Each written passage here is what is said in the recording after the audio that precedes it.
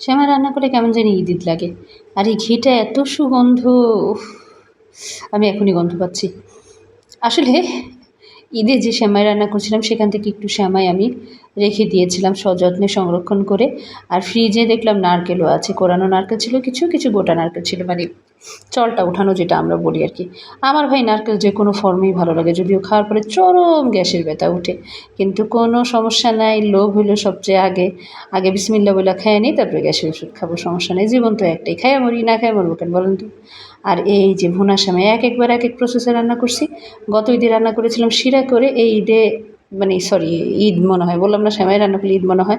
দুপুরবেলা সব পদ রান্না করে ছুটির দিনে এই যে দেখেন আধা কাপের মতো পানি দিয়েছি, চিনিটা ডাইরেক্ট দিয়েছি কারণ আমার সময় ছিল না, রান্না করার ধৈর্য ছিল না। কিন্তু রান্না করতে হবে, জিনিসগুলো নষ্ট হয়ে যাবে, খেতেও মন চাইতেছে, কে রান্না করে দিবে?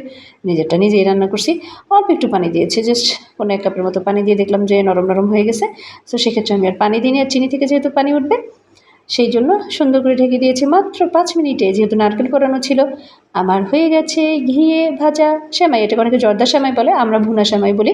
একেক অঞ্চলে একেক ভাষা, তাতে কি খেতে স্বাদরিত হইলো আলহামদুলিল্লাহ। তৈরি হয়ে গেছে এবং এটাকে ফ্যানের নিচে ছেড়ে রাখবো যাতে একটু ঝরঝরা হয়ে যায়। Bye bye.